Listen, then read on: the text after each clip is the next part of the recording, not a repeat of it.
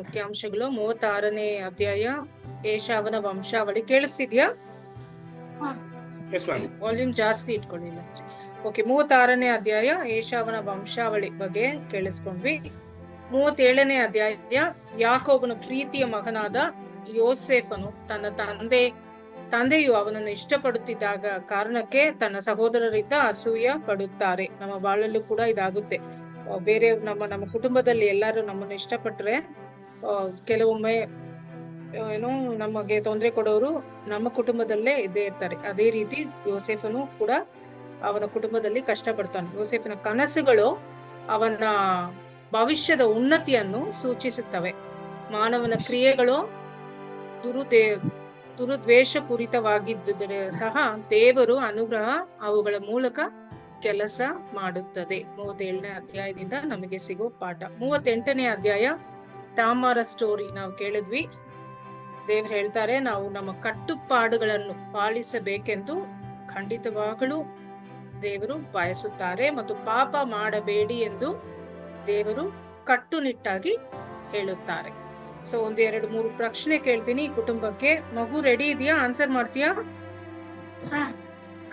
Thank you, very nice. ಯೋಸೇಫನನ್ನು ಮಾರಾಟ ಮಾಡಿದ ನಂತರ ಅವನ ಸಹೋದರರು ಅವನ ಅನೇಕ ಬಣ್ಣಗಳ ಕೋಟ್ನೊಂದಿಗೆ ಏನು ಮಾಡಿದರು? 37ನೇ ಅಧ್ಯಾಯ 31 ವಾಕ್ಯ, 31 to 32. ಬಳಿಕ ಅವರು ಒಂದು ಊತನ್ನು ಕೊಂಡು ಅದರ ರಕ್ತದಲ್ಲಿ ಜೋಸೆಫನಲ್ಲಿ ನಿಲುವಂಗಿಯನ್ನು ಅದ್ದಿ ಆ ಅಂಗಿಯನ್ನು ತನ್ನ ಕಿಡಿಗೆ ಕಳಿಸಿದರು. Very good, correct. Okay, next question. ಯೋಸೇಫನು ರಕ್ತ ಸಿಕ್ಕಿದ ಕೋಟನ್ನು ನೋಡಿದಾಗ ಯಾಕೋಬನು ಪ್ರತಿಕ್ರಿಯೆ ಹೇಗಿತ್ತು? ಯಾಕೋಬನು ಏನ್ ಅನ್ಕೊಂಡ್ರು? 37, 33, 37ನೇ ಅಧ್ಯಾಯ 33ನೇ ವಾಕ್ಯ. ಯಾಕೋಬನು ಅದನ್ನು ಗುರುತನ್ನು ಹಿಡಿದು ಆ ಅಂಗಿ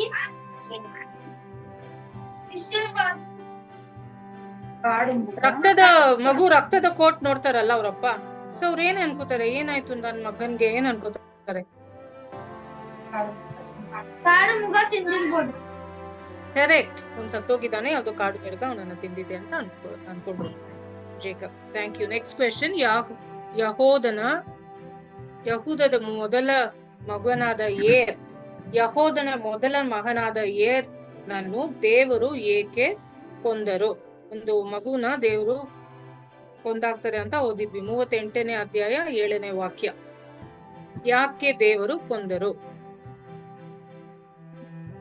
ಯಹೂದದ ಮೊದಲ ಮಗನಾದ ಏರ್ನನ್ನು ದೇವರು ಏಕೆ ಕೊಂದರು? ಯಹೂದನ ಈ ಹಿರಿಯ ಮಗ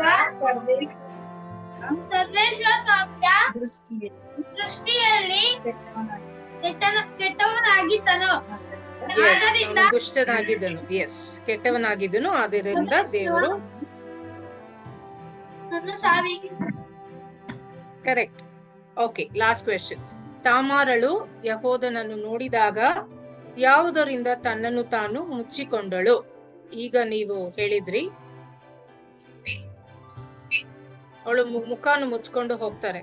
ಸೊ ಏನ್ ಯೂಸ್ ಮಾಡಿ ಅವರು ಮುಖಾನ ಮುಚ್ಕೋತಾರೆ? 38:14, 38ನೇ ಅಧ್ಯಾಯ 14ನೇ ವಾಕ್ಯ. ಮುಸುಕನ್ನು ಹಾಕಿಕೊಂಡು ತನ್ನನ್ನೇ ಮರೆಸಿಕೊಂಡಳು. Very good, thank you so much. So ಎಲ್ಲ ಆನ್ಸರ್ ಮಾಡಿದ್ದೀರಾ. Thank you so much. Thanks to all the families. ಇನ್ನ ನಾವು ಯೋಸೇಫ್ ಸ್ಟೋರಿಗೆ ಬಂದಿಲ್ಲ, ನಾಳೆ ಕೇಳಿಸ್ಕೊಳ್ಳೋಣ. So over to father for blessing. ತಂದೆಯಾದ ದೇವರೇ, ಈ ದಿನ ನೀಡಿದಕ್ಕಾಗಿ ನಿಮಗೆ ಸ್ತುತಿ ಸ್ತೋತ್ರಗಳನ್ನು ಸಲ್ಲಿಸುತ್ತೇವೆ. ನೀವೇ ನಮ್ಮ ಒಡೆಯರು, ನೀವೇ ನಮ್ಮ ಪರಿಪಾಲಕರು, ನೀವೇ ನಮ್ಮೆಲ್ಲರನ್ನು ಮುನ್ನಡೆಸುವ ಏಕ ದೇವರಾಗಿದ್ದೀರಿ. ವಿಶೇಷವಾದಂತಹ ವರದಾನಗಳು, ಆಶೀರ್ವಾದಗಳನ್ನು ನಮ್ಮೆಲ್ಲರ ಮೇಲೆ ಸುರಿಸಿರಿ. ನಿಮ್ಮ ವಾಕ್ಯದ ಮುಖಾಂತರ ನಮ್ಮನ್ನು ಪ್ರೇರೇಪಿಸುವುದಕ್ಕಾಗಿ ನಿಮಗೆ ಕೃತಜ್ಞತೆಯನ್ನು ಸಲ್ಲಿಸುತ್ತೇವೆ. ಇಂದು ಓದಿದ ಕುಟುಂಬವನ್ನು ಹಾಗೂ ಕೇಳಿದ ಕುಟುಂಬದವರನ್ನು, ವಿಶೇಷವಾಗಿ ನಮ್ಮ ಧರ್ಮ ಕೇಂದ್ರವನ್ನು ಅರಸಿ ಆಶೀರ್ವದಿಸಿರಿ. ಈ ಆಯೋಗವನ್ನು ಮುನ್ನಡೆಸುತ್ತಿರುವ ಪ್ರತಿಯೊಬ್ಬ ಸದಸ್ಯರನ್ನು ಅರಸಿ ಆಶೀರ್ವದಿಸಿರಿ. ಮಾತೆ ಮರಿಯಮ್ಮನವರೇ, ಕುಟುಂಬದ ತಾಯಿಯೇ, ಕುಟುಂಬದ ರಾಣಿಯೇ, ಎಂದಿಗೂ ನಮ್ಮ ಜೊತೆಗಿದ್ದು ನಮಗಾಗಿ ಪ್ರಾರ್ಥಿಸಿರಿ. ಈ ಪ್ರಾರ್ಥನೆಯನ್ನು ಪ್ರಭು ಯೇಸು ಕ್ರಿಸ್ತರ ಮುಖಾಂತರ ಪ್ರಾರ್ಥಿಸುತ್ತೇವೆ. ಆಮೆನ್. ನಮೋ ಮರಿಯ, ವರಪ್ರಸಾದ ಪೂರ್ಣೆ, ಪ್ರಭು ನಿಮ್ಮೊಡನೆ ಇದ್ದಾರೆ. ಸ್ತ್ರೀಯರು ನೀವು ಧನ್ಯರು, ಮತ್ತು ನಿಮ್ಮ ಉದರದ ಫಲವಾದ ಯೇಸು ಧನ್ಯರು. ಸಂತ ಮರಿಯ ದೇವಮಾತೆ, ಪಾಪಿಗಳಾಗಿರುವ ನಮಗಾಗಿ ಈಗಲೂ ನಮ್ಮ ಮರಣದ ಸಮಯದಲ್ಲಿ ಪ್ರಾರ್ಥಿಸಿರಿ. ಆಮೆನ್. ಪ್ರಭು ನಿಮ್ಮೊಡನೆ ಇರಲಿ. ಸರ್ವಶಕ್ತ ದೇವರಾದ ಪಿತಾ, ಸುತ ಮತ್ತು ಪವಿತ್ರಾತ್ಮರು ನಮ್ಮೆಲ್ಲರನ್ನು ಅರಸಿ ಆಶೀರ್ವದಿಸಲಿ. Amen. Thank you, Father. Thanks to all the families for joining us. God bless. Good night. Amen.